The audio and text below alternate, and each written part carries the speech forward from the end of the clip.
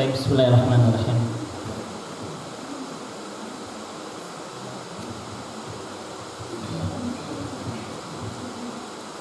Alhamdulillahirabbil alamin. Alhamdulillahilladzi bi ni'matihi tatimmus shalihat. Wa asyhadu an la ilaha illallah wahdahu la syarikalah. Wa asyhadu anna Muhammadan abduhu wa rasuluh al-mab'utsu rahmatan lil alamin. Uhaykunna jami'an bi tahiyatil Islam, tahiyatil ukhuwah, tahiyatil mahabbah fillah, tahiyat thayyibah mubarakah wa tahiyati ahlil jannah. Assalamualaikum warahmatullahi wabarakatuh.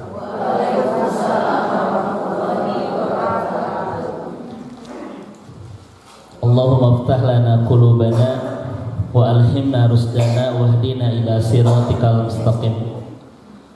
Sebetulnya tadi mendengarkan tausiah dari guru kita tercinta Ustadz Yusman, saya rasanya tidak ingin berkata apa-apa lagi hari ini, Bu.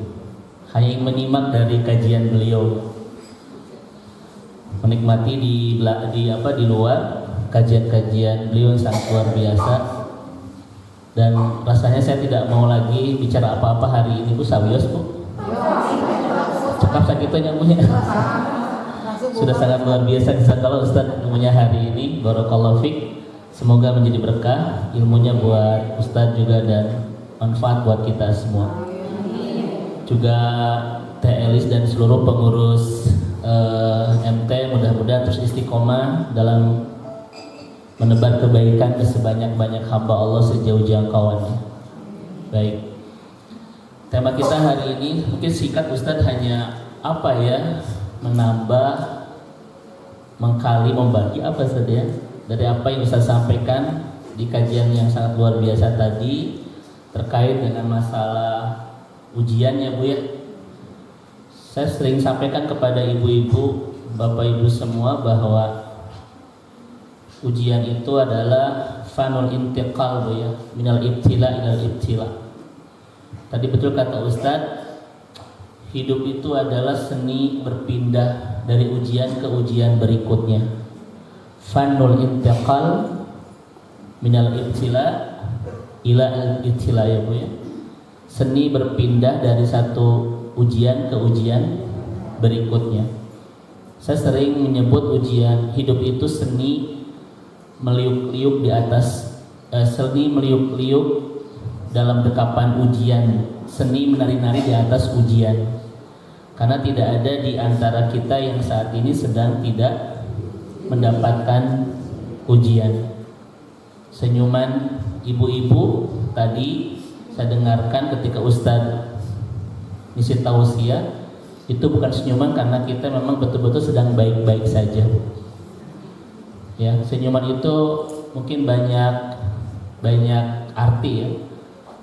Karena pada akhirnya tidak ada di antara kita yang sedang baik-baik saja. Yang ada adalah setiap kita sedang berjuang dengan ujiannya masing-masing itu. Maka senyuman ibu tadi di depan Ustadz, saya menerjemahkannya itu banyak arti ya, Bu. Satu, ibu sedang ingin melupakan ujian ya. Dua, sedang ingin mengobati luka gara-gara banyak ujian. Yang jelas tuh senyuman tidak tulus lah begitu. Ya. Atau senyuman karena ya sudahlah, gak mau bagaimana lagi gitu ya, Bu ya. Atau senyuman itu tanda bahwa kita sedang ingin terus tegar walaupun kita sedang banyak ujian.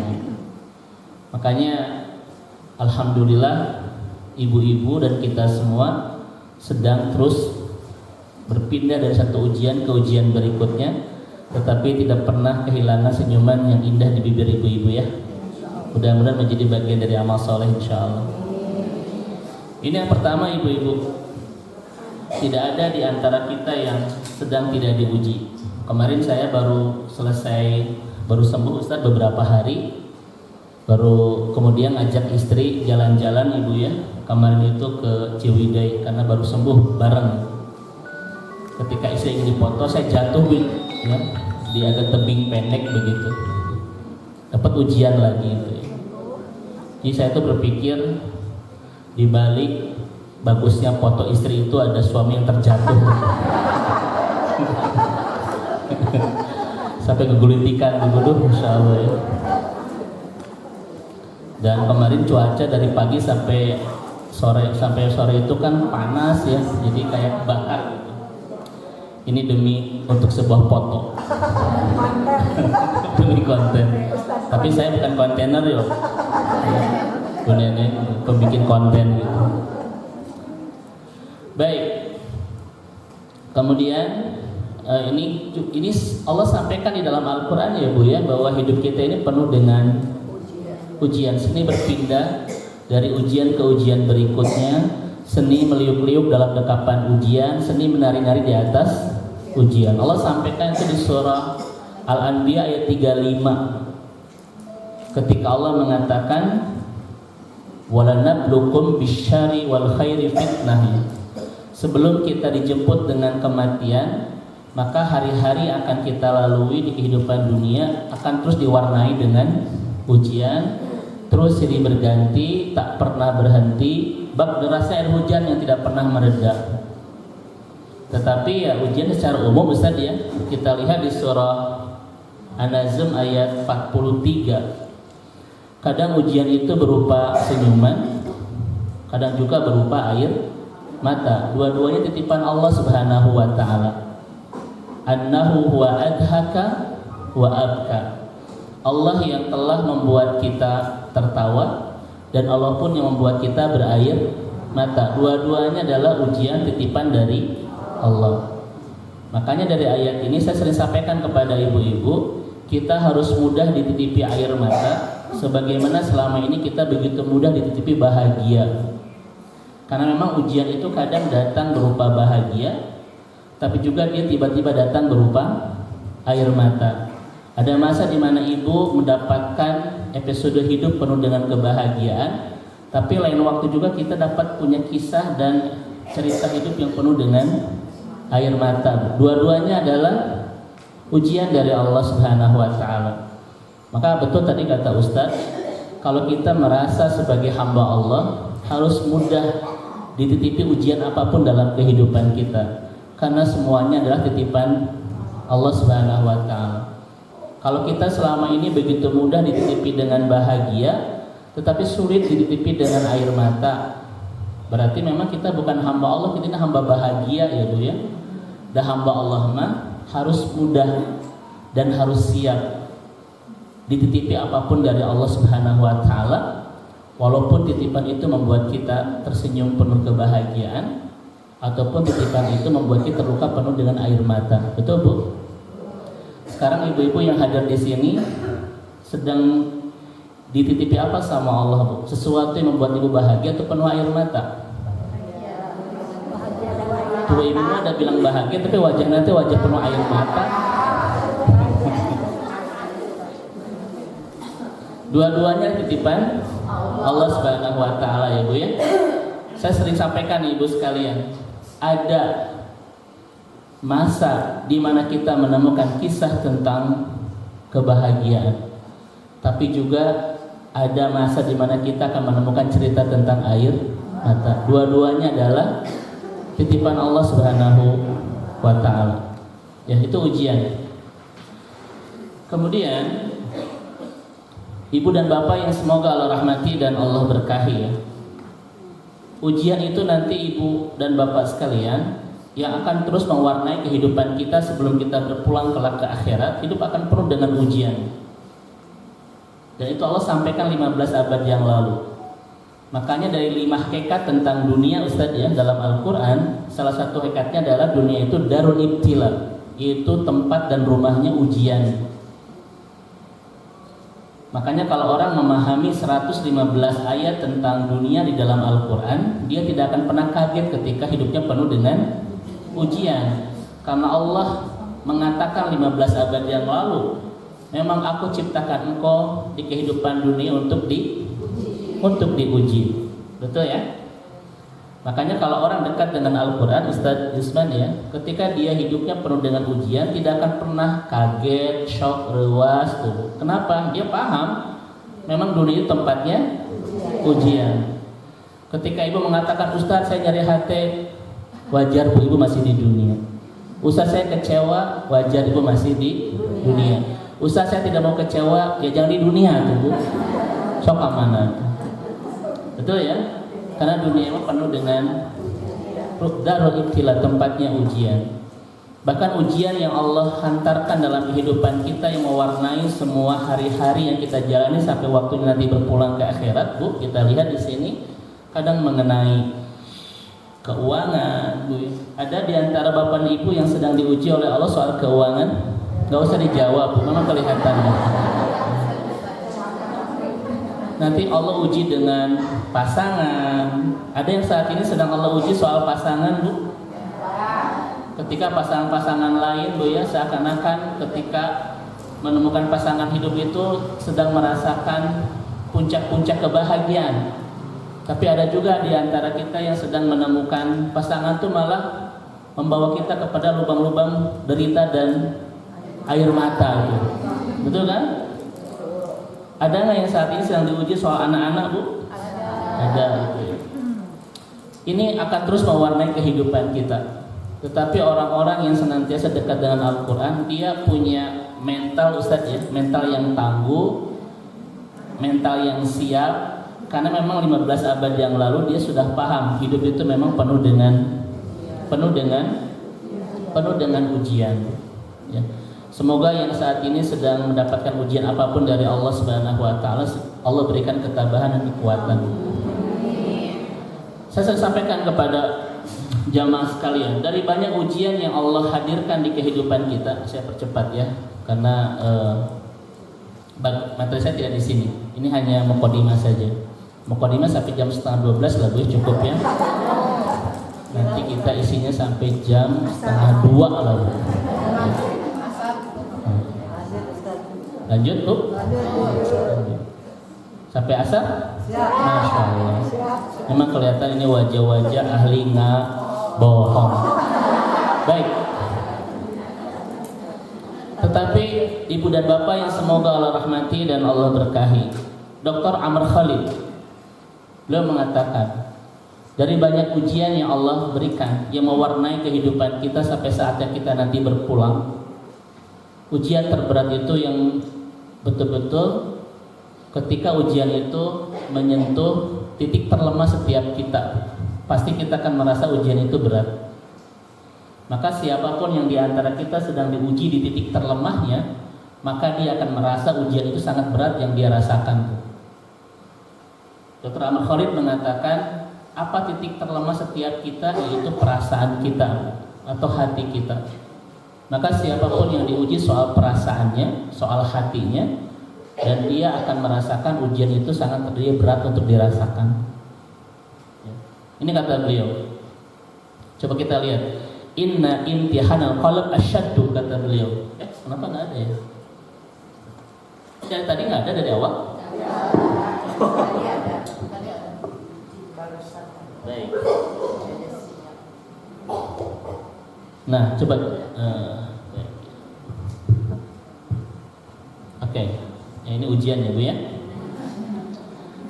Dari banyak ujian yang Allah titipkan di kehidupan kita yang mewarnai sepanjang kita ada di dunia, yang kadang ujian itu terus datang silih berganti, tak pernah berhenti, bak deras air hujan yang tidak pernah mereda itu, maka ujian yang paling berat dirasakan, kata Dr. Amr Khalid, adalah ujian yang mengenai perasaan kita, dan itulah titik terlemah setiap kita.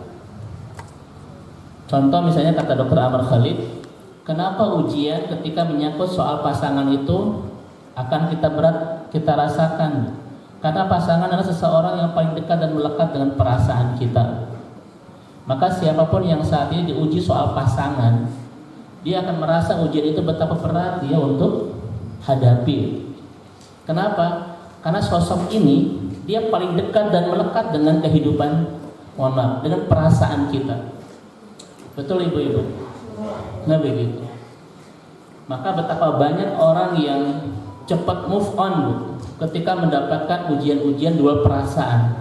Tetapi sampai hari ini banyak orang yang sedang berjuang untuk bisa menyembuhkan luka-luka perasaannya ketika diuji itu. Bahkan banyak yang gagal move on. trauma, stres, Bu ya. Itu berkepanjangan mewarnai kehidupannya ketika ujian itu mengenai titik terlemahnya. Dan salah satu titik terlemah itu yang mengenai perasaan kita adalah masalah pasangan itu. Masalah pasangan. Dan kita lihat Al-Quran, ketika Allah berbicara masalah sakinah, tidak banyak Allah sampaikan. Seakan-akan sumber kesakinahan itu diantara yang paling penting adalah Ar-Rum ayat 21. Kita menemukan seseorang yang bersamanya kita bisa membangun kehidupan baik-baik saja, maka itu akan menemukan sakinah. Ketika bersama orang ini kita tidak baik-baik saja dalam sebuah pernikahan, ya Bu ya, itu akan kehilangan sakinah, ketenangan, ketentraman, kebahagiaan di kehidupannya. Maka siapapun yang saat ini mendamba hidupnya baik-baik saja, pastikan bahwa dia memiliki seseorang yang bersamanya membangun rumah tangga, semuanya baik-baik saja. Itu sekuat apapun dunia kita, seberlimpah apapun harta kita, setinggi apapun jabatan kita, ketika rumah tangga tidak baik-baik saja, kita kehilangan kesakinahan itu. Itu Al-Quran loh, tidak akan pernah tidak tepat itu. Kerasa nggak Ibu? Ketika kita bermasalah soal pasangan, bahwa kita kehilangan kesakinahan Bu, ketentraman hilang Ibu ya, ketenangan hilang, walaupun Ibu banyak uang itu Bu. Ya, saya husnudon ya Bu ya. Karena nanti pada akhirnya keberlimpahan, tingginya sebuah jabatan, Bu, kekuatan dunia, semua tidak cukup untuk memberikan sakinah di kehidupan kita ketika pernikahan kita tidak baik-baik saja. Pernikahan Ibu dan suami. Percayalah, antara Ibu dan saya tidak akan pernah jadi kita ya Bu. Betul ya? Maka siapa yang saat ini betul-betul berjuang ingin menemukan kesakinahan dalam kehidupan, sakinah itu Bu, hati yang menemukan ketenangan, rasa yang menemukan ketentraman, hidup yang menemukan kebahagiaan, pastikan rumah tangganya baik-baik saja. Itu Al-Quran loh ya, di Ar-Rum ayat 21 ya. Apalagi perempuan Bu, perempuan itu Masya Allah ya, makhluk yang sangat kuat di semesta ini, tetapi sangat terapuh ketika ujian itu mengenai pasangan itu. Air mata perempuan itu Bu, tidak banyak penyebab. Ibu-ibu tuh makhluk-makhluk yang sangat kuat dan tangguh yang Allah ciptakan di semesta ini. Tetapi kalau sudah ujiannya mengenai pasangan, ibu betapa rapuh itu. Laki-laki itu kalau nangis Bu banyak sebab, Persib LA jeri, ada banyak sebab itu. Tetapi perempuan tuh air matanya tidak banyak sebab. Ibu tuh bisa membendung air mata untuk ujian apapun, tetapi susah membendungnya ketika ujian itu mengenai soal pasangan itu. Betul tidak? Makanya apa kata ulama, air mata perempuan itu adalah kisah tentang serial laki-laki yang tidak baik. Mana itu biasa itu, tapi memang begitu. Ya. Kalau air mata laki-laki mah banyak penyebabnya. Ya laki-laki mah banyak penyebabnya lah. Pulsa Abu ya habis jeri laki-laki mah banyak nih. Tapi ibu-ibu itu perempuan yang susah meneteskan air mata untuk ujian apapun, tetapi susah membendung air mata ketika ujian kehidupannya mengenai titik terlemahnya bernama pasangan. Maka air mata perempuan itu adalah kisah tentang kepahlawanan laki-laki yang tidak baik. Betul nggak Bu ya? Nah begitu. Nah ini kemudian soal anak-anak juga sama. Makanya saya sekarang itu rencananya siang ini mau ke pesantren ke Kuningan gitu. Karena ada si kecil lagi mondok di sana dan memang didampingi oleh orang tua untuk ada satu urusan. Tadinya memang mau berangkat pagi itu Bu ya, tapi saya ingin bertemu dulu dengan wajah-wajah di surga ini. Coba ibu-ibu di sini pernah nggak Bu merasakan ketika anak itu ujian, bagaimana suasana hati ibu ketika anak mendapatkan ujian Ibu ya? Nah, itu.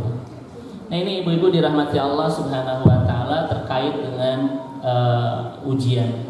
Semoga tidak ada di antara kita yang diuji soal titik terlemah Ibu. Kalaupun ada, semoga Allah berikan kekuatan, kesabaran, dan kita bisa melaluinya penuh dengan kemudahan dan keindahan. Baik, saya tidak akan bahas di sini karena ini sering kita sampaikan di kajian-kajian yang lain. Tetapi hari ini saya ingin membahas, Ibu, tidak ada kekuatan yang bisa mengokohkan kita dan meneguhkan kita ketika badai ujian itu datang silih berganti, gitu ya, kecuali kekuatan itu bernama kesabaran. Bahasan kita hari ini, bagaimana cara kita memperkuat kesabaran ketika kita dihantam banyak badai ujian. Karena ada di antara kita yang ujiannya sama tapi daya kuatannya berbeda. Mohon maaf. Banyak di antara kita yang ujiannya sama tapi respon berbeda. Contoh misalnya gara-gara suami ngasih sebulan ke ibu cuma 17 koma. Tanggal 17 ibu harus siap-siap koma misalnya. Ujiannya sama ya Bu. Tapi apakah respon kita sama? Kadang berbeda. Ada yang tetap berterima kasih, ada yang tetap mengembangkan senyuman indah bibirnya Bu. Ada yang sudah mulai pet bibirnya tuh. Ada yang sudah mulai jijak Ibu. Ada yang sudah mulai rudet. Ada yang sudah mulai ceramah ke suami teh. Suami datang dari kantor Bu ya, pulang ke rumah bawa uang cuma 5M, 5.550 perak Bu. Kata ibu, ayah duduk. Innalhamdalillah nahmaduhu wa ibu tuh jadi ceramah Bu. Ayah nah mau sakia kan begitu. Ada yang ayah saya bakar kantorna cina gitu. Kenapa di setiap kita mendapatkan ujian yang sama tapi respon berbeda Bu? Kekuatan yang tidak sama. Betul? Kekuatan kita yang tidak sama. Ada orang yang ujiannya sama Bu, tapi dia tetap sunyi, sepi. Ada yang mulai berisik gitu. Banyak orang-orang Ibu yang berisiknya itu sebetulnya itu lebih besar daripada ujian yang dia terima loh. Ya kan? Ada yang tetap tenang, Bu, tetap kalem, tetap sunyi ya. Ada yang mulai berisik besar begitu. Kadang berisiknya kita ketika mendapatkan ujian bukan tanda besarnya ujian itu, tetapi betapa rapuhnya kekuatan yang kita miliki itu. Betul nggak Bu? Nah, wajah-wajah di sini mah wajah-wajah yang hebat gitu. Ya. Walaupun ujian-ujiannya begitu berat, kelihatan beberapa wajah nih. Nah begitu. Hari ini saya akan bahas Ibu sekalian, apa yang bisa menguatkan daya kesabaran kita ketika menghadapi ujian. Karena satu-satunya kekuatan yang bisa mengokohkan langkah kita, bisa menguatkan kerapuhan hati kita ketika dihantam banyak badai ujian di kehidupan cuma satu, kesabaran. Ya cuma satu apa Bu? Coba lihat kesabarannya Aisyah tuh. Di usia 15 tahun. Ini usia yang masih muda, tetapi mendapatkan konflik rumah tangga yang sangat besar dalam kehidupannya. Sampai akan berujung dia akan diceraikan oleh Rasulullah SAW. Usia 15 tahun. Kebayang sama ibu, ini usia masih muda belia, tetapi mendapatkan konflik rumah tangga yang sangat besar. Bahkan badai konflik ini akan mengaramkan bahtera rumah tangga bersama Nabi. Yang ketika itu Nabi minta saran kepada Ali bin Abi Thalib dan kepada Usama bin Zaid untuk menceraikan Aisyah. Sok kebayang sama ibu.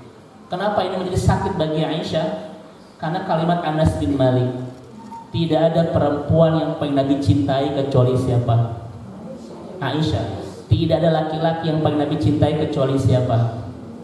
Ayahandanya. Dan tidak ada laki-laki yang paling dicintai Aisyah kecuali siapa? Kecuali siapa Bu? Rasulullah. Cinta yang begitu indah ini Bu akan berakhir perceraian. Menyakitkan tidak Bu? Kebayang sama ibu berpisah di saat sayang-sayangnya Bu? Kerasa nggak menyakitkannya? Sampai Aisyah itu mengatakan apa? Bakaitu lailati bakaitu nahari. Siang malam aku tidak bisa bendung air mata. Rasanya air mata ini akan menghancurkan kehidupanku. Akhirnya ini bukan air mata biasa, air mata yang begitu menyakitkan.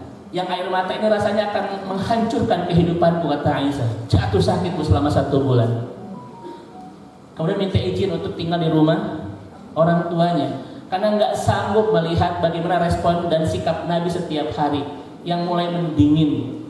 Nabi itu laki-laki yang paling romantis kepada istrinya, salah satunya kepada kepada Aisyah. Aisyah senantiasa bertanya sama Nabi, mohon maaf, ya Rasulullah, siapa yang paling kau cintai? Senantiasa ditanyakan oleh Aisyah kepada Rasulullah, siapa yang paling kau cintai? Suatu hari Nabi mengatakan, kenapa engkau bertanya seperti itu ya Aisyah? Kata Aisyah, la uhibbuka man tuhibbuka. Aku akan mencintai orang yang kau cintai. Itu bahasa diplomatis Aisyah. Kenapa Aisyah senantiasa bertanya kepada Nabi, siapa yang paling kau cintai? Karena perempuan itu butuh pengulangan untuk menguatkan perasaan. Ini teori perempuan, butuh pengulangan kata untuk menguatkan perasaan. Kenapa senantiasa mengulang-ulang kata cinta kepada Nabi? Untuk menguatkan perasaannya bahwa Nabi masih mencintai. Makanya kalau seorang suami itu sudah mulai kehilangan pengulangan kata soal cinta kepada istri, si istrinya muncul sakwa sangka di perasaannya. Apakah suamiku masih mencintai atau tidak? Betul nggak, Bu? Ibu terakhir mendapat kalimat cinta kapan? Tahun sabar. Suami ibu minggu berlalu, bulan berganti, tahun berubah, tidak pernah mengulang kata cinta, di hati ibu akan muncul sakwa sangka, kayaknya suamiku sudah tidak mencintai dulu. Kenapa? Karena perempuan itu makhluk yang butuh pengulangan untuk menguatkan perasaan. Betul kan? Maka laki-laki yang baik dan memahami tentang perempuan selalu terus punya kesempatan untuk mengulang-ulang kata cinta kepada pasangannya. Ya Bu ya? Begitu. Dan ibu juga harus paham ketika suami mengatakan, Bun, I miss you. Kata bunda, istighfar, ayah istighfar, bukan istighfar, jawab istighfar ibu. itu kan laki-laki itu butuh dihargai, perempuan butuh dimengerti ya Bu ya. Begitu. Ya? Iya. Dan apa kata-kata Nabi Bu ketika Aisyah mengulang-ulang kata itu? Nabi mengatakan, innaha baqiyah lam tatabaddal wa lam tataghayyar. Wahai Aisyah, perasaan itu tetap dan tidak pernah berubah.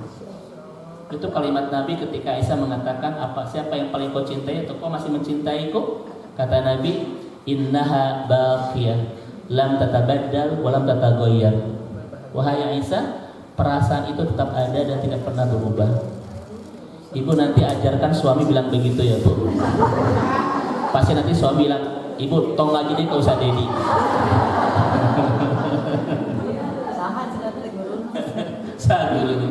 Kebayang sama ibu, di semesta ini tidak ada makhluk Allah yang saling mencintai kecuali Rasulullah dengan Aisyah. Tiba-tiba rumah tangganya dihantam badai perceraian. Menyakitkan tidak Bu? Menyakitkan sekali itu. Sampai-sampai Ida jatuh sakit, minta izin ingin tinggal di rumah orang tuanya. Betul kan Bu? Datang kepada Rasulullah. Rasul bilang apa?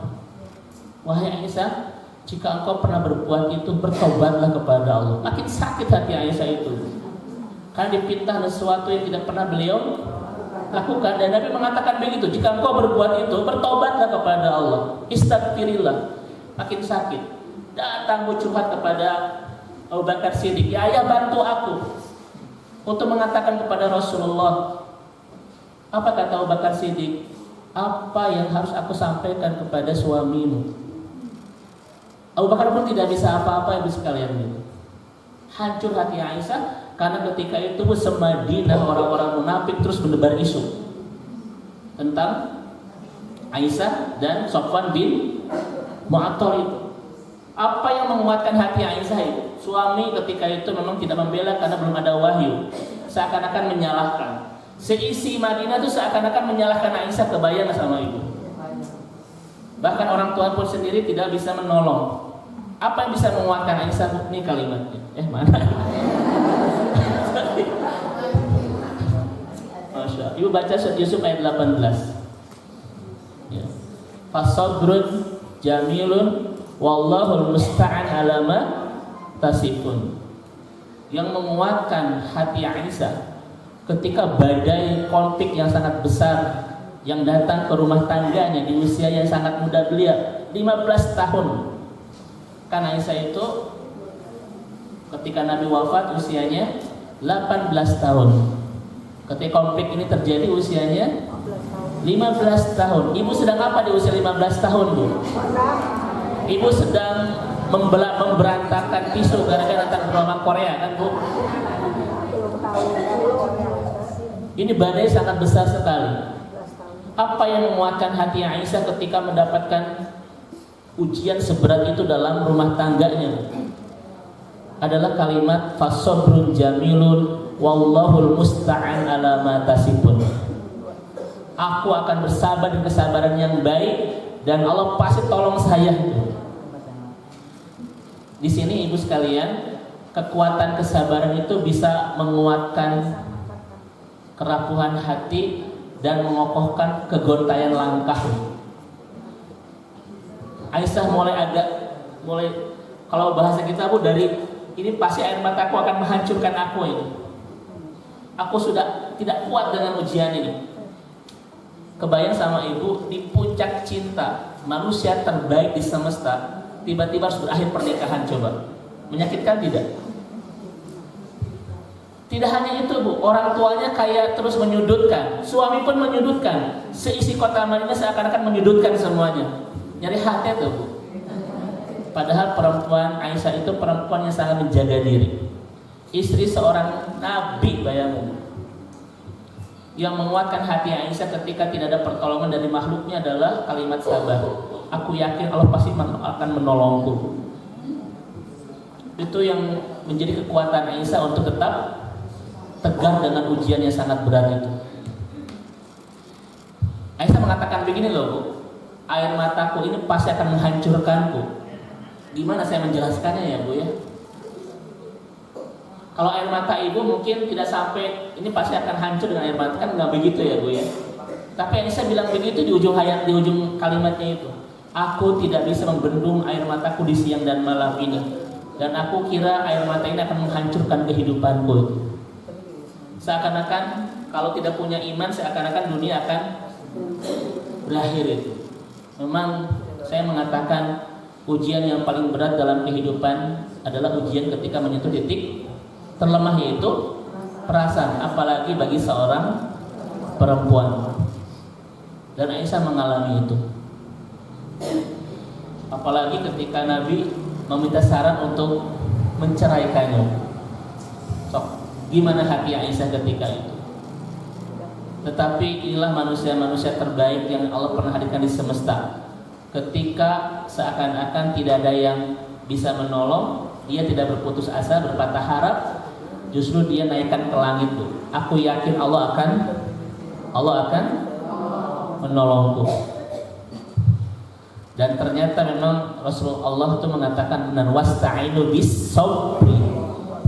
Kita tidak pernah diperintah untuk minta tolong kepada sabar kalau sabar tidak menolong apa-apa di kehidupan kita. Dan Allah buktikan itu kepada kehidupan Aisyah. Ketika dia memperkuat kesabaran, Allah tolong dengan menurunkan 10 ayat di surat An-Nur ayat 11 sampai ayat 20 untuk membebaskan Aisyah dari berbagai tuduhan. Ketika ayat turun, Nabi bergegas masuk ke rumah Abu Bakar Siddiq, dan Aisyah sedang di kamar, Bu, sedang terus memperkuat dan mempertambah hatinya. Apa kata Ummu Ruman, ibunya? Wahai Aisyah, keluarlah, ini suamimu datang dan membawa kabar gembira bahwa engkau telah dibebaskan dari segala tuduhan. Aisyah tidak mau keluar, tetap di dalam kamarnya. Aisyah bilang apa? Aku tidak mau keluar karena yang membebaskanku bukan suamiku tapi Allah. Rasul datang tidak mau keluar kamar. Itu kira-kira apa?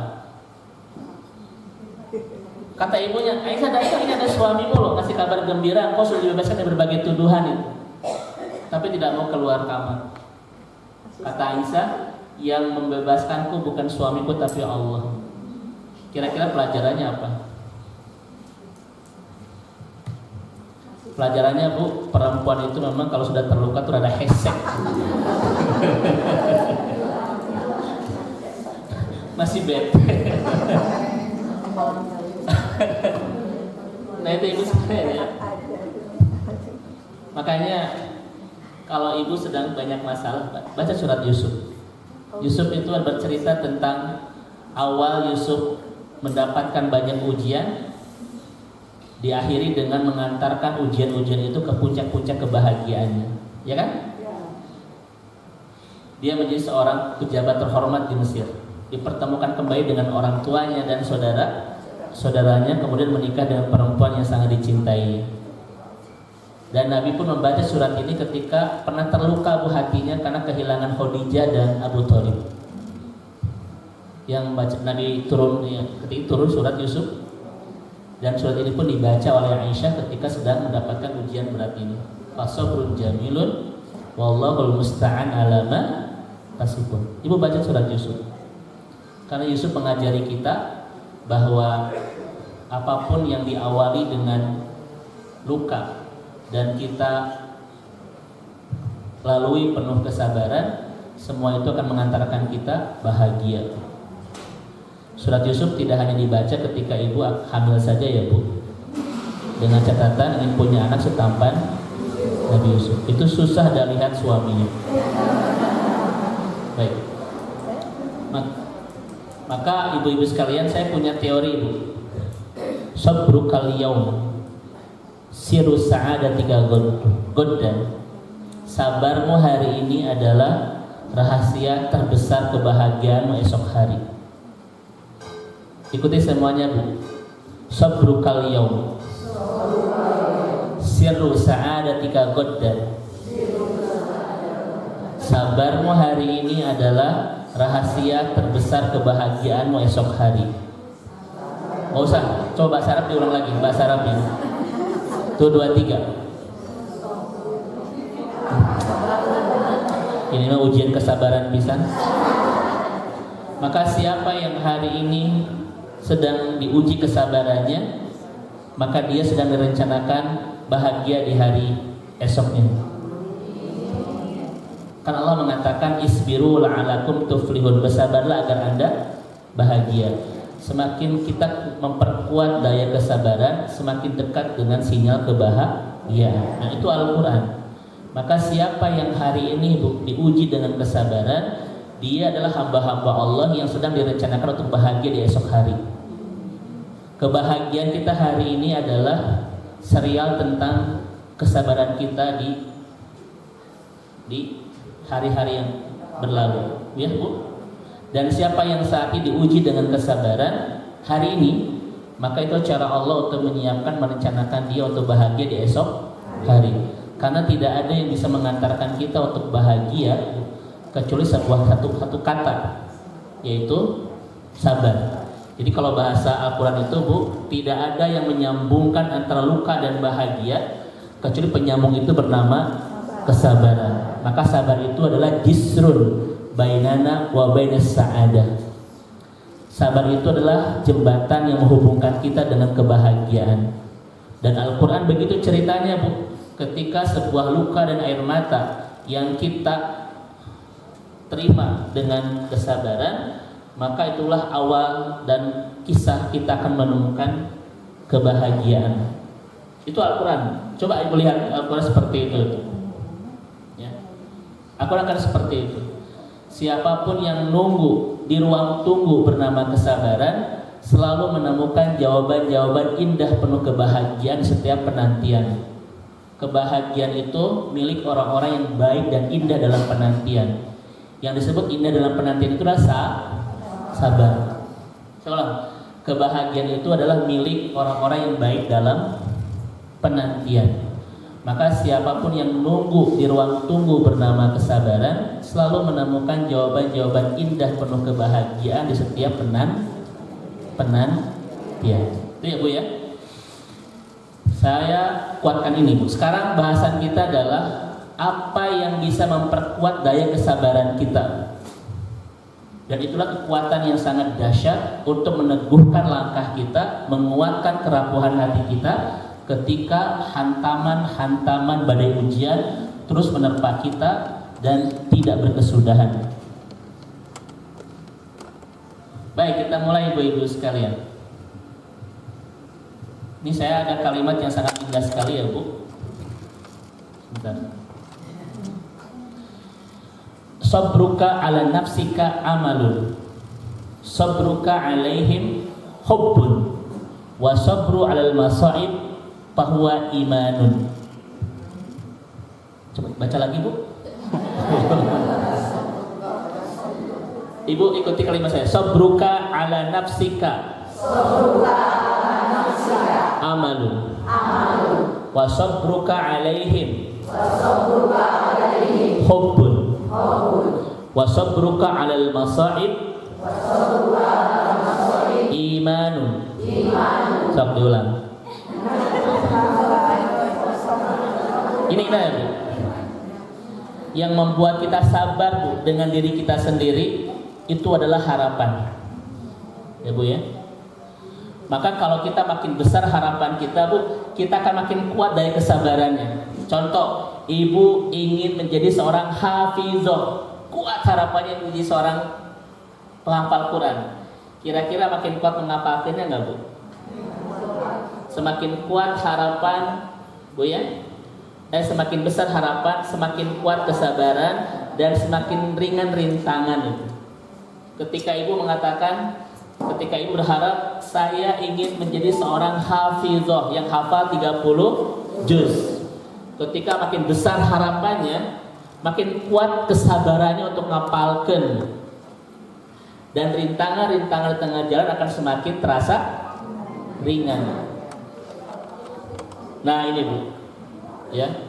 Pokoknya kalau ibu pengen kuat, Bu, kesabaran kita untuk diri, maka perbesar harapan.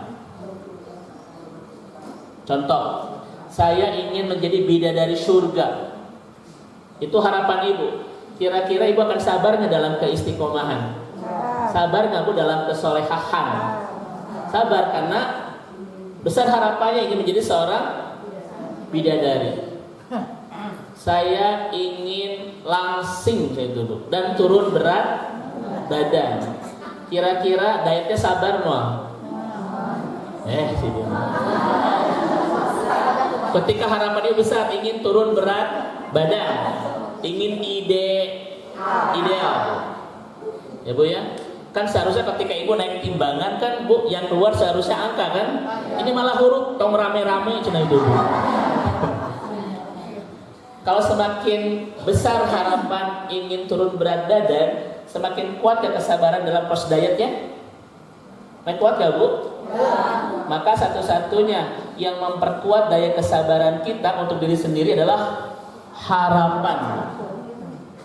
Sok perkuat harapan itu, perbesar harapan itu.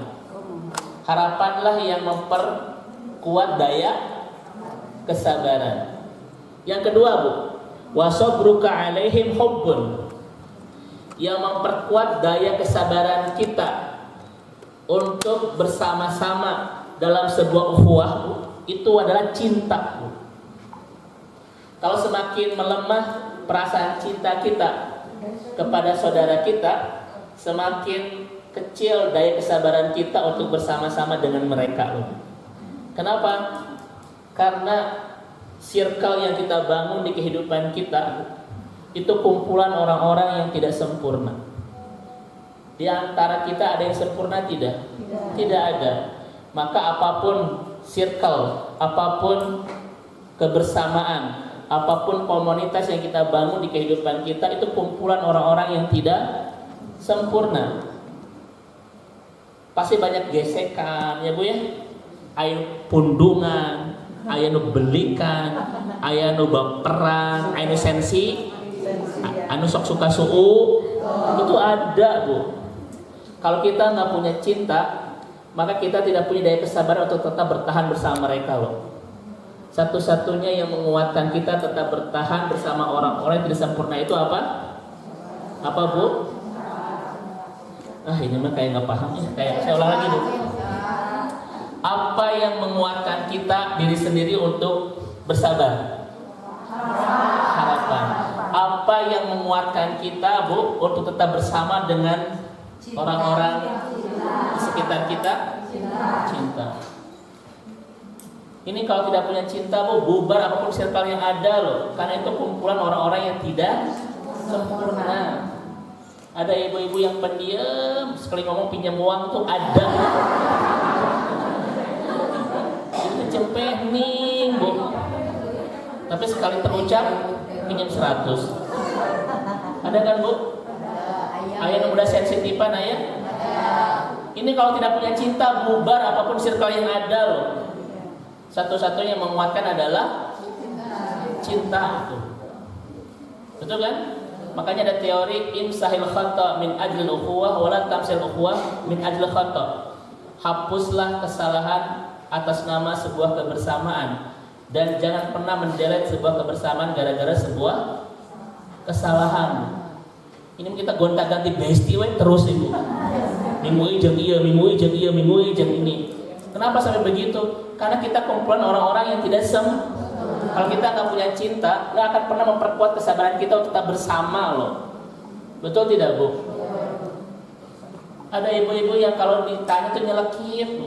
Ibu dari mana? Dari belakang. Terus mau kemana? Ke depan. Setelah itu mau kemana? Ke pinggir. Karena kita, ayo seudonan Bu. Ya. Nah, ya udah nggak usah dibahas. Kuatkan cinta itu. Maka setidak sempurna apapun kita, tetap kita tidak akan pernah melepas ikatan-ikatan kebersamaan. Yang menguatkan kita adalah harapan. Yang menguatkan ukhuwah kita adalah cinta. Terakhir, wasabru 'alal ibtila fahuwa imanun. Yang menguatkan daya kesabaran kita adalah iman. Yang menguatkan daya kesabaran kita ketika menghadapi musibah adalah iman. Coba contoh begini Ibu sekalian. Sabar itu ada batasnya tidak? Bu, sabar itu ada batasnya tidak? Ada Ibu. Nih batasnya nih. Saya sudah sampaikan. Mana dalilnya sabar tidak ada batasnya? Milikilah hati yang penuh kesabaran seluas samudra. Itu pret. Itu bagus tapi nggak benar. Sabar itu Bu bukan sebuah samudra yang tidak memiliki batas pantai, batas tebing. Ada batasnya. Ini hadisnya Bukhari malah.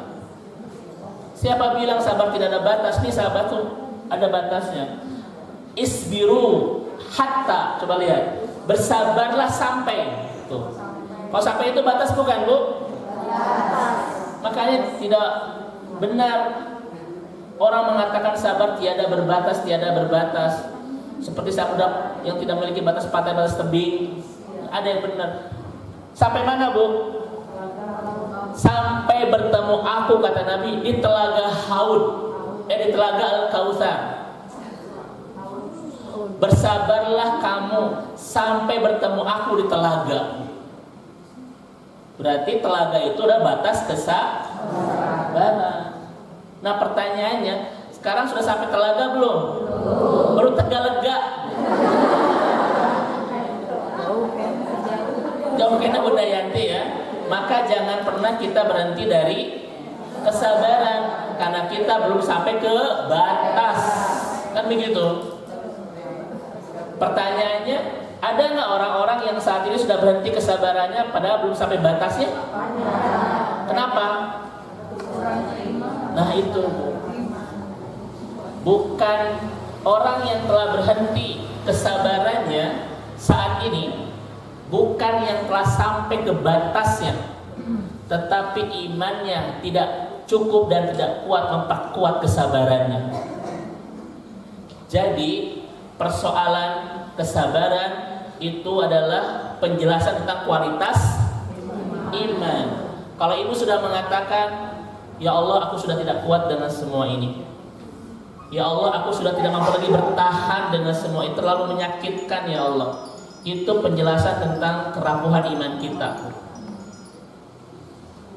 Orang-orang yang telah berhenti kesabarannya di sini bukan orang-orang yang sudah sampai ke batasnya. Karena batas kesabaran itu mana Bu? Telaga nanti di mana? Di akhirat loh. Makanya orang-orang yang saat ini sudah mengatakan, aku sudah tidak sanggup dengan semua ini, rasanya semua tidak bisa aku lanjutkan, aku sudah tidak bisa bertahan dengan semua ini. Ini bukan orang-orang yang sudah sampai ke batas kesabaran, tetapi imannya tidak cukup memperkuat kesabarannya. Penjelasan tentang rapuhnya Rapuhnya keimanan. Setuju tidak ibu-ibu? Ada nggak orang yang mengatakan sekarang, ya Allah, I'm done, aku sudah selesai? Ada nggak bu? Ada. Itulah orang-orang yang sudah bukan sudah sampai ke batas kesabaran, orang-orang yang imannya tidak cukup untuk memperkuat kesabaran. Nah sekarang pertanyaannya ibu-ibu sekalian, kan tadi apa yang membuat kesabaran kita itu adalah keimanan. Sekarang saya tanya, bagaimana cara iman memperkuat kesabaran? Kita bahas hari ini. Ini bahasan penting ya. Tolong ya bu. Yang memperkuat diri kita untuk sabar adalah harapan. Saya ingin menjadi seorang dokter. Kira-kira sabar gak bu untuk kuliahnya? Saya ingin menjadi, misalnya tadi apa bu? Langsing. Oh udah itulah. Semakin besar harapan seseorang, semakin kuat daya kesabarannya, dan semakin terasa ringan rintangan-rintangan di jalannya.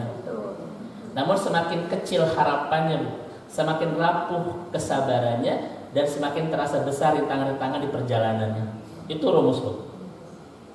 Makanya kenapa sampai hari ini kita tidak hafal Quran? Padahal Al-Quran bisa dia menggunakan bahasa yang mudah dihafal.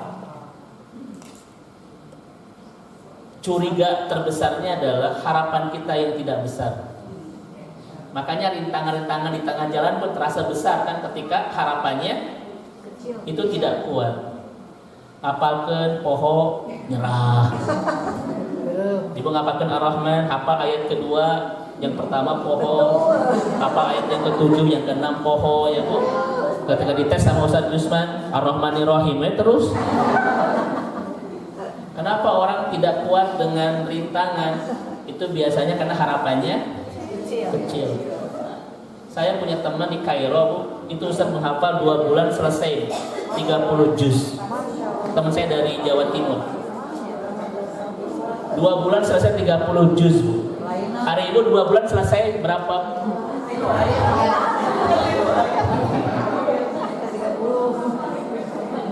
Yang membuat kita sabar bu dalam sebuah persahabatan adalah sok perkuat cinta.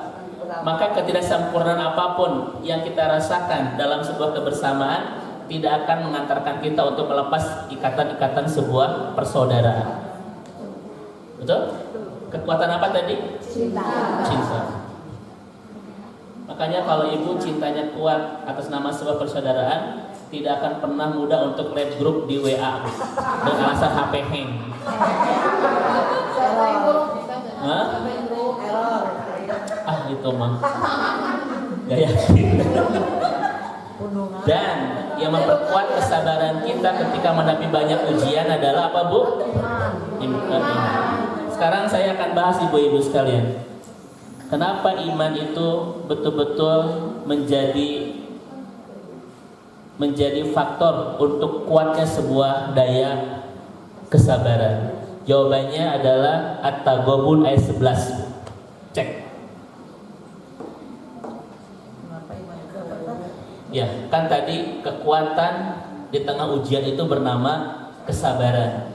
Ya Bu ya. Bagaimana cara kita memperkuat kesabaran? Perbaiki keimanan. Dengan dasar tadi. Nah ini ya Bu ya. Betul? Sekarang kita akan jelaskan bagaimana iman itu memperkuat daya kesabaran kita. Makanya kesabaran seseorang itu bu, kualitas tentang penjelasan tentang kualitas keimanan. Orang makin hebat keimanannya, makin kuat daya kesabarannya. Dan jangan pernah bermimpi kita selalu punya cerita indah soal kehebatan dalam kesabaran ketika kita tidak memiliki kebaikan dalam keimanan. Jadi ya bu ya. Dan coba ibu lihat orang-orang yang imannya rapuh, lihat bu, selalu bermasalah soal kesabaran. Kenapa orang mencuri? Dia nggak sabar, dia cepat kaya kan misalnya. Itu tanda apa? Bobroknya keimanannya itu. Sampai mencurinya itu sekian triliun. Udah nggak usah dibahas. Misalnya saya tanya ibu kenapa tidak mencuri, tidak korupsi? Belum ada kesempatan. nggak mungkin Ustaz ya. Betul. Betul Bu ya? Ustaz, bagaimana cara iman bekerja memperkuat daya kesabaran? At-Taghabun ayat 11. Itu jawabannya. Dah kita nggak usah pakai ini ya Bu ya. At-Taghabun ayat 11. Coba kita lihat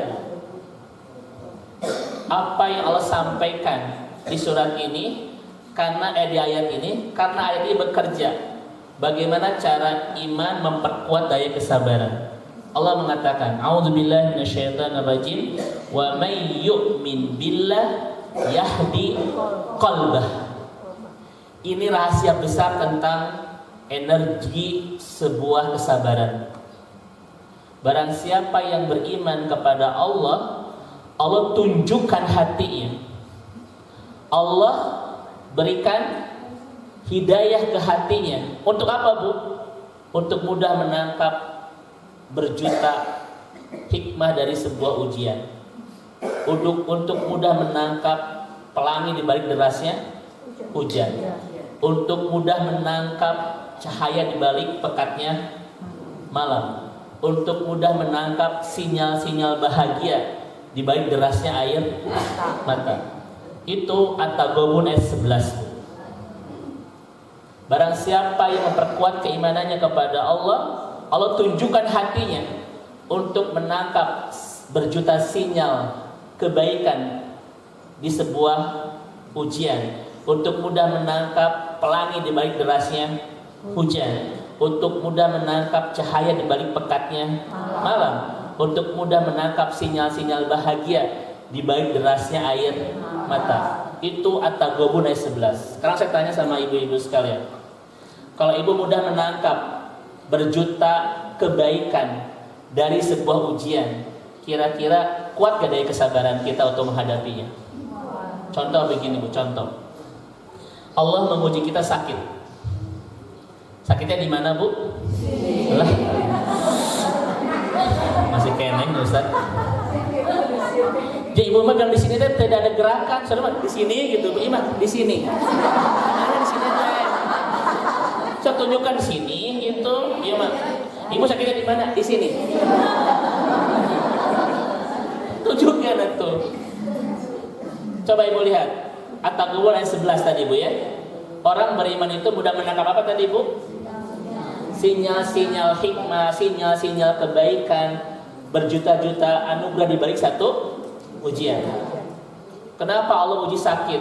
Oh, Allah sedang ingin menggugurkan dosa-dosa saya. Oh, Allah sedang ingin menderaskan pahala saya. Oh, Allah ingin memperbaiki pola hidup saya. Oh, Allah ingin memperbaiki pola istirahat saya, pola olahraga saya. Ibu menangkap semua itu.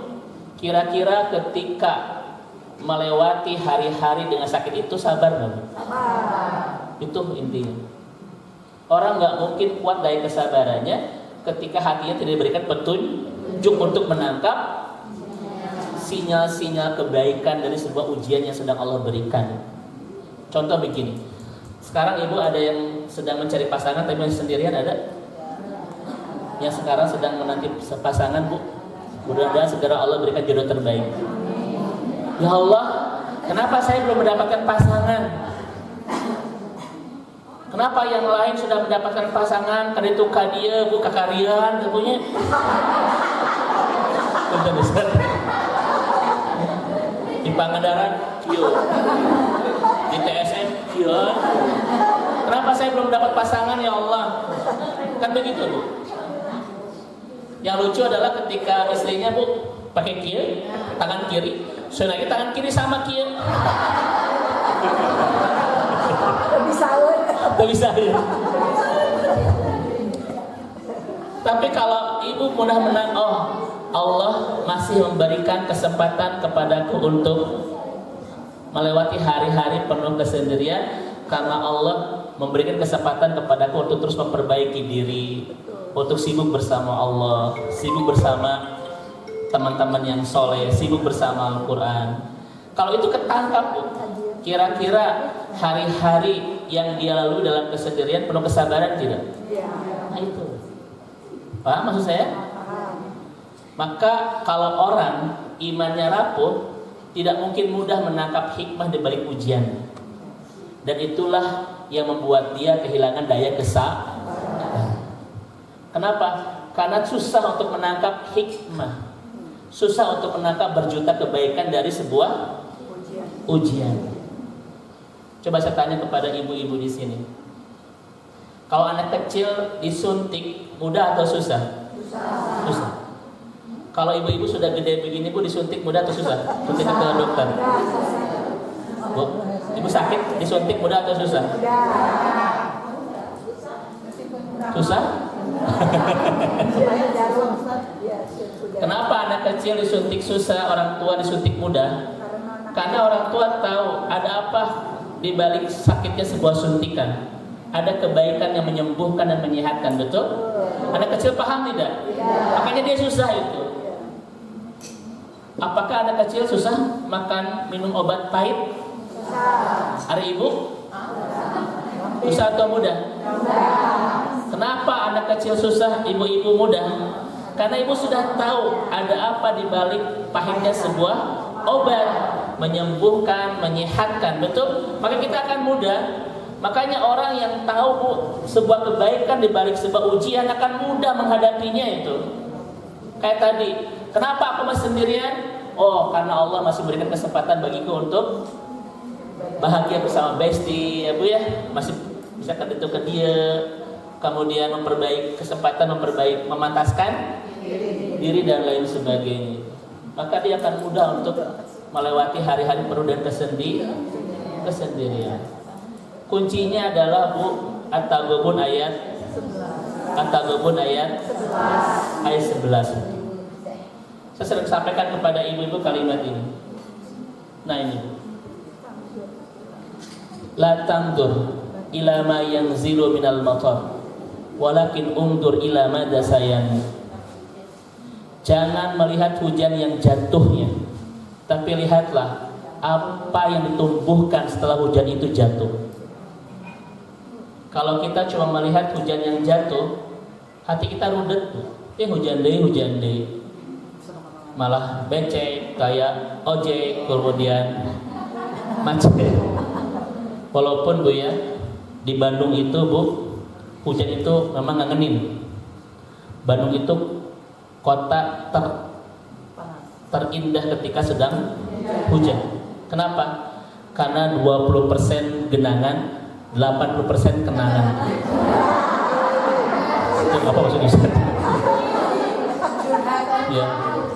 Makanya ayo. Tadi bilang ayo. Makanya betapa banyak orang yang ingin merasakan guyur hujan di kota Bandung. Makanya nanti Ibu kalau punya tetangga, Bu punya besti di luar orang Bandung, pengen merasakan hujan di Bandung, bawa ke Bala Endah tuh.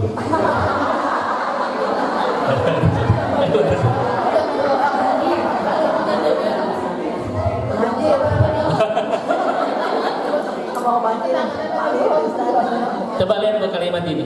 Jangan lihat hujan yang jatuhnya, tapi lihatlah apa yang ditumbuhkan setelah hujan itu jatuh. Ini cara pandang kita, Ustaz ya. Kita mau memilih fokus kepada hujan yang jatuh, atau berfokus memilih kepada apa yang ditumbuhkan setelah hujan itu jatuh. Saya tanya ibu-ibu sekalian, apa yang ditumbuhkan setelah hujan jatuh? Coba. Berjuta kebaikan akan tumbuh di bumi. Karena memang itu teori kehidupan. Berjuta kebaikan tumbuh di bumi disebabkan oleh hujan yang jatuh itu. Betul?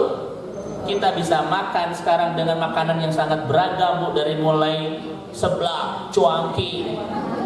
Saya ingin membicarakan makanan-makanan Eropa, tapi wajah-wajah di sini mah. Nah, itu dari mana semua itu? Dari hujan yang dijatuhkan, Bu. Hujan yang jatuh satu, tapi kebaikan itu bukan itu berjuta itu. Betul tidak? Udara bersih, tanaman segar, Bu ya. Itu semua dari mana? Dari hujan yang itulah musibah, itulah ujian. Jangan fokus kepada ujian yang dijatuhkannya.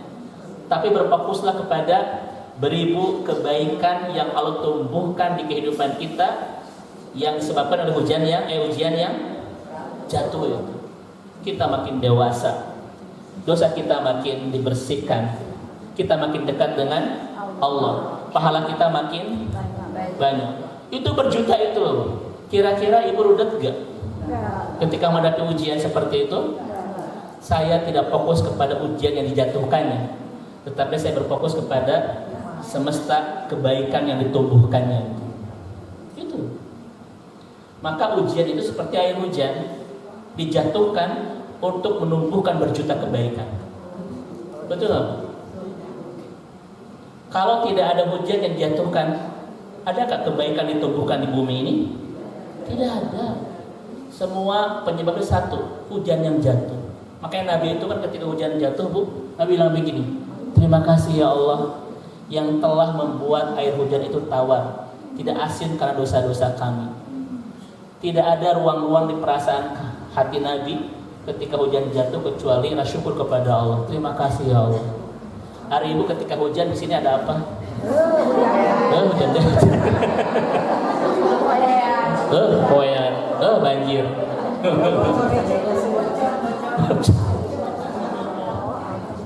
Paham saya bu? Paham kan? Nah begitu. Ini pola pikir dan inilah iman sebetulnya. Semakin kuat iman kita, fokus kita bukan kepada hujan yang jatuhnya, tetapi kepada berjuta kebaikan yang ditumbuhkannya. Betul?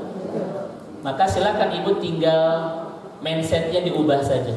Tetapi itu butuh bantuan apa? Bantuan iman tadi. Bantuan iman.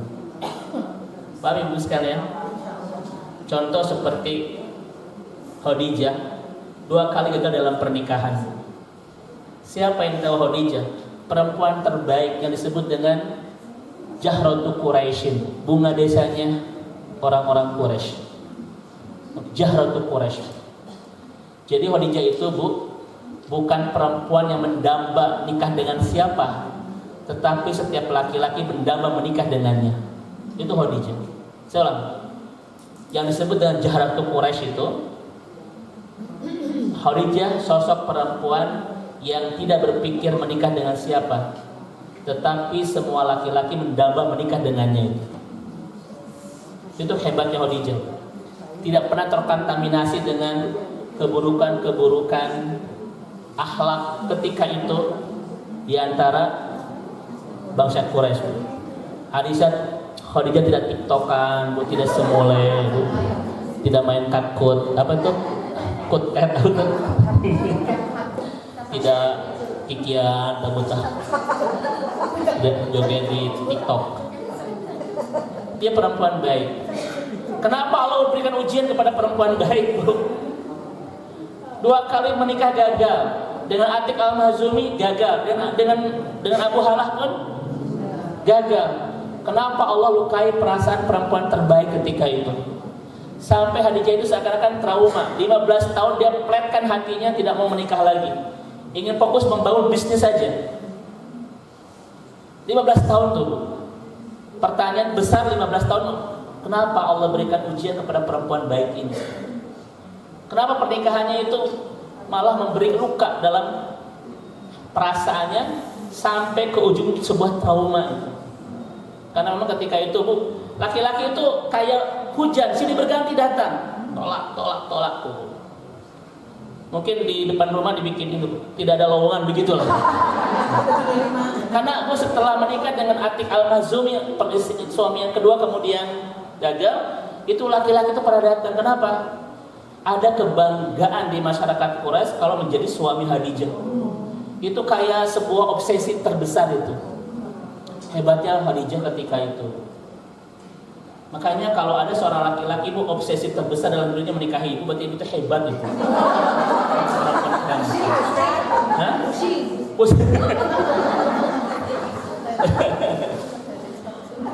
Coba ibu sekalian, dia pletkan perasaannya 15 tahun dan ternyata neneng Allah jawab pertanyaan besar tadi.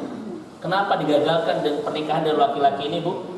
Karena Allah sedang menyiapkan hadiah terbaik. Allah siapkan Khadijah untuk menjadi pendamping laki-laki terbaik di semesta ini. Rasulullah Shallallahu Alaihi itu, Allah tidak pernah mendatangkan sebuah ujian kecuali sedang menyiapkan berjuta keindahan dalam kehidupan.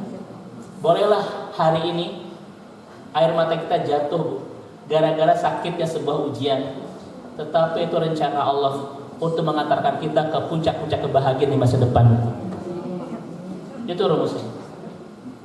Tapi ibu yang sudah punya suami jangan berdoa, ya Allah ambil suamiku, gagalkan ya aku, jangan. Dan ganti, jangan ya. Karena Allah tidak pernah mengambil sesuatu yang tidak kita duga untuk kehilangannya, kecuali Allah siapkan ganti dengan sesuatu yang tidak kita kira untuk memilikinya. Itu kalimat. Ya Bu ya? Hah? Mohon maaf tidak ada siaran ulang. Saya tanya sama Ibu, kalau cara berpikir kita dengan ujian seperti itu, kuat gak dari kesabaran kita? Itulah kekuatan iman. Makanya ij'al imanuka tobibuka wa shifauka. Jadikan imanmu dokter yang mengobatimu dan obat yang menyembuhkan luka-luka hidupmu. Itu. Makanya seseorang yang rapuh soal keimanan tidak akan pernah memiliki daya kesabaran ketika melewati banyak ujian. Coba lihat kalimat-kalimat, respon-respon yang muncul ke permukaan dari orang-orang yang sedang menghadapi ujian tetapi bermasalah soal keimanan. Coba lihat. Ya Allah, kenapa? Dia akan terus mempertanyakan kepada Allah. Kenapa? Tadi Ustaz sampaikan kan, kenapa saya tetangga saya malah hidupnya baik-baik saja. Saya sudah hijrah 10 tahun ya Allah. Apa buktinya? 10 tahun yang lalu di Facebook ada tulisan My Hijrah Adventure. 10 tahun ya Allah. Kenapa saya masih banyak ujian? Besi-besi saya tidak hijrah ya Allah. Kenapa hidup mereka baik-baik saja? Kayaknya Engkau salah ngasih alamat ujian ya Allah. Allah tidak pernah salah alamat. Yang salah alamat penyanyi.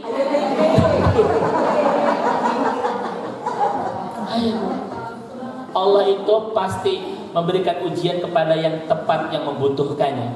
Ibu harus percaya, Allah tidak pernah memberi sesuatu yang tidak kita butuhkan. Betul Bu? Makanya apa yang kita pintakan dan apa yang Allah berikan kadang nggak cocok loh. Betul nggak Bu? Apa yang Allah berikan dan apa yang kita pintakan kadang nggak sinkron. Kenapa? Karena ketika kita meminta, itu apa yang kita inginkan. Namun ketika Allah memberi, itu yang kita butuhkan. Dan Allah, innallaha yamna'u ma tamanna walakinnallaha yu'ti ma yahtaz. Allah menahan apa yang kita ingin, tapi memberi apa yang kita butuh itu. Makanya antara apa yang kita pintakan dan apa yang Allah berikan kadang tidak cukup. Karena Allah tidak memberi sesuatu yang tidak kita butuhkan. Ketika Allah memberikan ujian dalam kehidupan kita, kita butuh dan ujian itu Bu. Kita butuh tidak Bu? Jangan pernah Ibu bilang kita sedang tidak butuh loh. Karena Allah tidak pernah memberi sesuatu yang tidak kita butuhkan. Mungkin Allah Bu ketika memberikan ujian itu pasti kita butuhkan. Kenapa? Kita ingin merasakan nikmat dan hangatnya air mata yang mengalir. Ya. Allah sedang memberikan kepada kita nikmatnya sebuah air mata, Bu ya. Allah sedang memberikan nikmat kepada kita, lezatnya kita mengangkat tangan ketika berdoa. Allah sedang memberikan momentum ternikmat ketika kita berdiri di malam-malam bersujud dalam qiyamul lail kita, Bu ya. Sok. Ibu sedang dapat ujian yang paling menyakitkan dalam kehidupan. Bangun jam 3 malam, ambil air wudhu, pakai mukena, ampar sejadah. Kemudian ibu menghadap kepada Allah. Di takbir pertama sudah berlinang air mata, bibir sudah keluh, hati sudah berdegup itu. Terus sepanjang sepertiga malam itu banjir dengan air mata yang membasahi sejadah kita. Saya tanya, itu nikmat gak? Ketika kita beribadah meminta pertolongan kepada Allah yang maha kuat di titik tersakit di hati kita. Itu nikmat tidak? Kenikmatan bermunajat seperti itu tidak akan kita dapatkan kalau kita tidak mendapatkan ujian. Tapi jangan minta diuji, ya. Ya Allah, uji aku sebesar-besarnya agar aku nikmat dalam ibadah kepadamu. Jangan. Tetapi memang salah satu bentuk ujian itu untuk menikmatkan sebuah ketaatan. Kebayang sama ibu ketika luka begitu menganga, hati begitu perih ya Bu ya, yang tak terperihkan itu. Ibu jam 3 setelah tahajud angkat tangan Bu, dengan simbah air mata, kemudian berdoa kepada Allah. Nikmat gak? Nikmat gak Bu? Kenikmatan berdua-duaan dengan Allah di sepertiga malam, dalam munajat terindah kita, dalam sujud-sujud terlama dan terdalam kita, itu kenikmatan yang tidak bisa dirasakan oleh orang-orang yang tidak mendapatkan ujian. Kan saya sampaikan begini Bu, sujud adalah azmanus sa'ah la yudrikuha ila fa'iluha. Sujud itu momen ternikmat yang tidak akan pernah bisa dirasakan kecuali orang yang melakukannya. Ustadz Yusman sekarang menceritakan nikmat tahajud, nikmat sujudnya bisa, karena ini sebuah kenikmatan yang tidak bisa diceritakan kecuali oleh orang-orang yang sedang melakukannya. Sok ibu sujud, nikmat. Kita bercerita, kita berkeluh kesah, kita mempresentasikan semua luka-luka hati kita, semua beban-beban kehidupan kita, semua luka-luka perasaan kita dengan banjir air mata itu di sejadah kita. Itu nikmat sekali. Ibu tidak usah berteriak-teriak, bahkan bibir tidak berkata-kata pun, semua luapan-luapan ini Bu terdengar gak sama Allah SWT. Maka banjir air mata yang tidak melukai perasaan kita, bahkan meringankan semua beban-beban kita, adalah air mata ketika sujud. Silakan ibu ketika sujud nangis terus, karena kita sedang berpresentasi, sedang bercerita, berkeluh kesah, menceritakan semuanya kepada Allah tentang beban-beban kehidupan kita. Ibu banjir air mata, itu menyakitkan, melegakan. Silakan coba ibu bicarakan ke suami, cerik, makin lega, makin nyeri hati.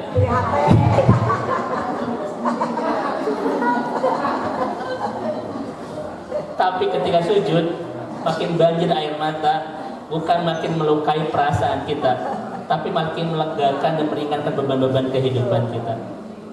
Maka ibu-ibu sekalian, ini tidak dimiliki oleh umat yang lain. Kenikmatan sujud ini, silakan lamakan sujud ibu, ceritakan semuanya. Beres sujud satu persatu, Allah kabulkan setiap tetesan air mata di sujud-sujud itu dengan rencana-rencana bahagia, ya. Oleh karena itu ibu-ibu sekalian, mohon izin, kalau kita terus memperkuat iman, itulah senjata dan tenaga kita untuk memperkuat daya kesabaran kita. Dan ketika kesabaran kita di puncak kekuatan, maka ujian-ujian apapun akan mudah kita lalui dengan mudah dan indah, ya. Wallahu a'lam bishawab. Itu mungkin Ustaz sampaikan karena sudah jam 12. Silakan Pak Ustaz Yusman dulu.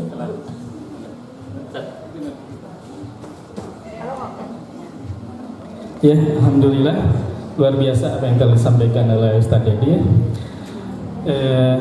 Bagaimana ketika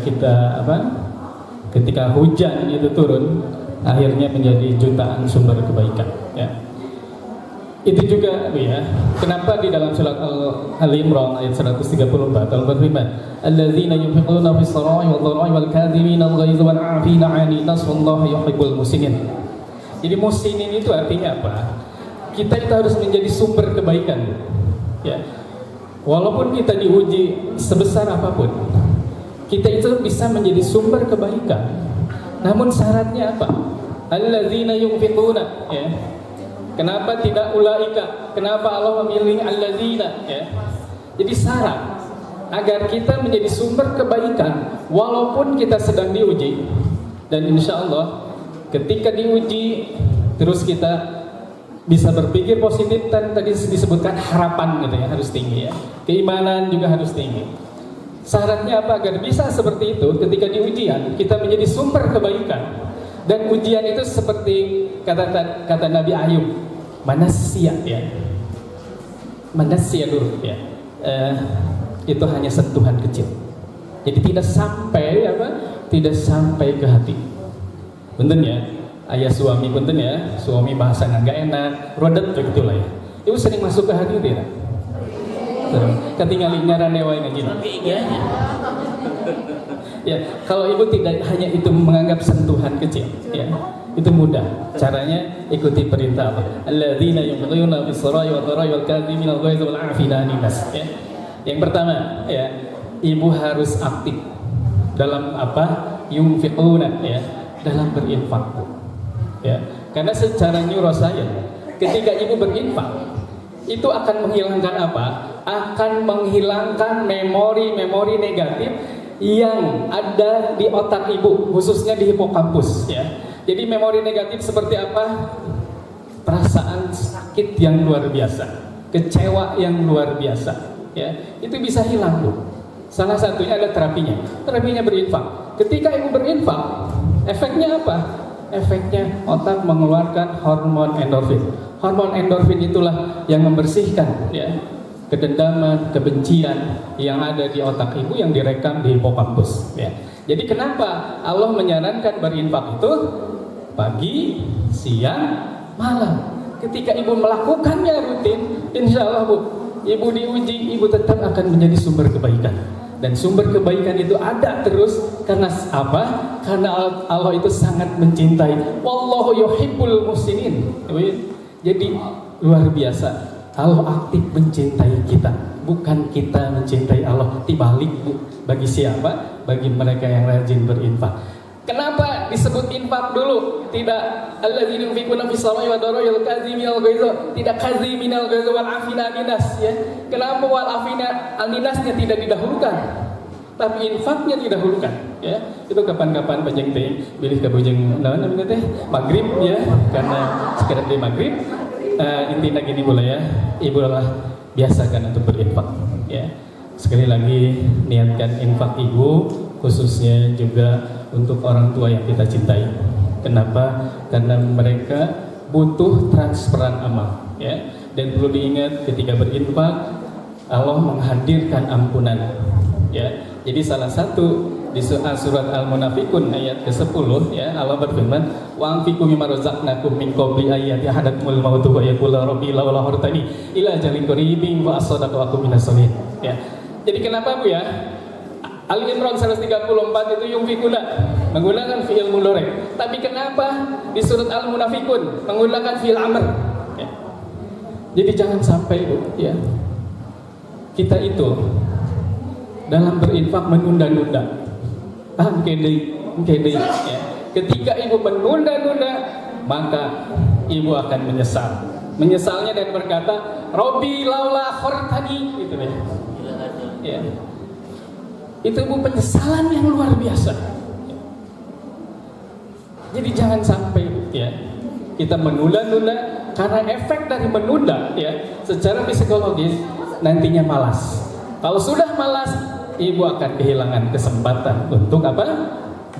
Berinfak, sehingga nantinya Rabbi laula khartani ila jarin qaribin fa asadaqtu wa akum minas solihin ya. Jadi luar biasa ayat ini. Kenapa di awal infak? Kenapa yang disesalinya sedekah? Itu luar biasa kawan-kawan ya. Kenapa tidak sedekah dulu baru infak yang disesalinya? Insyaallah. Itu terima kasih Ustaz Dodi yang luar biasa ya menyampaikannya, bahasa yang luar biasa tinggi Bu ya. Insya Allah karena Ibu Mani dia ketinggalina estilu hunkul ya. Insya Allah pasti mudah untuk dipahami dan diamalkan. Maka ada yang bertanya. Satu pertanyaan Pak Ustaz. Saya waktu? Satu pertanyaan. Itu aja tadi. Kalau saya mau nanya, katanya kalau di dalam sholat sujud dalam sholat itu kan tidak bisa berdoa pakai bahasa Indonesia apa bisa? Dalam sujud bisa berdoa pakai bahasa Indonesia atau enggak? Satu ini bahasanya panjang. Kalau kesimpulan karena waktu ya Bu. Di luar sholat wajib boleh. Ya Bu, di luar sholat wajib ulama banyak membolehkan. Bahkan di sholat wajib pun itu sebagian membolehkan. Tetapi lebih afdal itu tidak diucapkan kalau itu di luar bacaan Al-Quran dan bacaan sholat. Nah begitu ya. Jadi misalnya kalau itu sholat wajib, di ujung sujudnya kan ingin banyak doa, tetapi tidak paham dengan doa-doa yang diajarkan oleh Allah dan Rasul, ingin menggunakan doa bahasa sendiri, itu lebih dibolehkan. Tetapi lebih afdal memang tidak diucapkan. Jadi di sini ya Bu. Tetapi kalau di dalam sholat sunnah itu memang ulama membolehkan. Ya, itu kesimpulan dari bahasan yang sangat panjang sebetulnya. Ya, wallahu a'lam bishawab. Terima kasih Ustadz. Tutup doa Pak Ustadz. Oh baik, ibu-ibu mari kita akhiri bapak dan ibu ya. Kita sejenak untuk berdoa. Ibu dan bapak sekalian, kita ucapkan kalimat istighfar setulusnya dan hamdalah seindahnya. Astagfirullahaladzim, astagfirullah, alhamdulillahirabbil alamin, la ilaha illa anta huwal hayyul qayyum wa atubu ilaik. Ya Allah, ya Rahman, ya Rahim, ya Aziz, ya Ghaffar, Engkau yang maha menguatkan segala kerapuhan hati kami, yang maha mengokohkan segala gontai langkah kami, yang maha menghibur segala resah gelisah keluh kesah hidup kami, yang maha membahagiakan setiap derayan air mata kami, yang maha menyembuhkan sedalam apapun luka hati kami, dan yang maha mengobati seperih dan sesakit apapun kehidupan yang pernah kami alami, yang maha menemani kesendirian kami,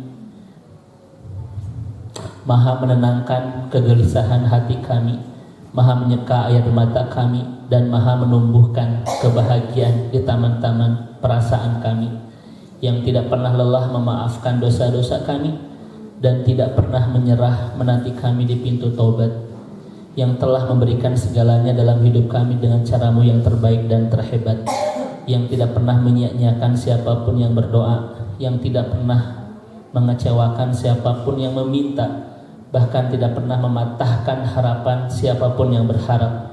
Di rumahmu yang penuh berkah ini disaksikan hamba-hamba ahli surga ini, dan ribuan malaikatmu, kami langitkan doa-doa terbaik kepadamu. Semoga Engkau yang maha baik mengabulkan doa-doa terbaik kami dengan pengabulan terbaik. Berikan kami kesempatan untuk bisa memperbaiki diri ini sebaik-baiknya, bisa mendekati Engkau sedekat-dekatnya.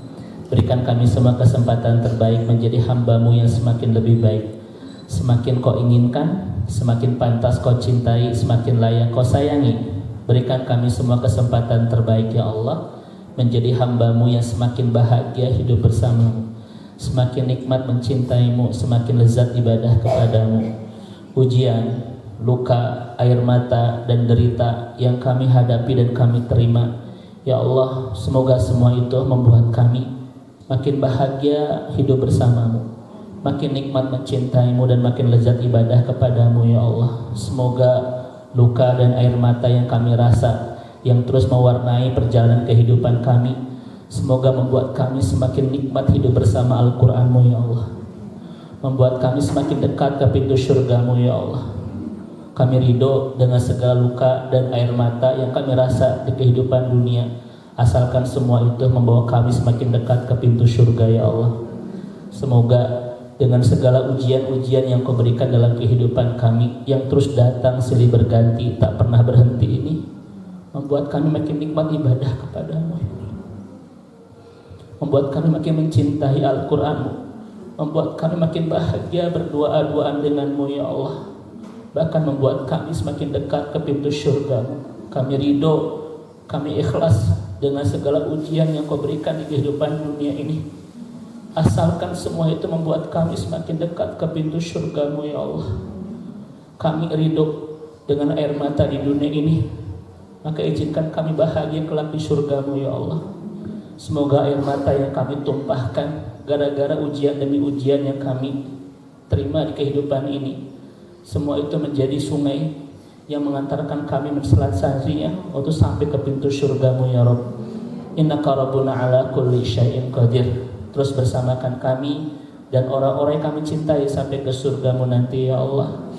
Allahumma izzal Islam wal muslimin, Allahumma sur Islam wal muslimin, Allahumma sur ikhwana fi Palestin, fi Gaza, fi Rafah wa fi kulli makan ya Allah. Allahumma izzal Islam wal muslimin fi ardi Palestin wa damir a'da'aka a'da'adin. Allahumma izzal Islam wal muslimin wa adila syirka wal musyrikin wa adila suhyuniyah wa israiliyah wal yahudiyah al muhtala al ghasibin fi ardi Palestin. Innaka rabbun ala kulli syai'in qadir. Rabbana atina fid dunya hasanah wa fil akhirati hasanah wa qina adzabannar. Mohon maaf karena waktu. Assalamualaikum warahmatullahi wabarakatuh. Waalaikumsalam warahmatullahi wabarakatuh. Hatur nuhun Pak Ustaz Bibi.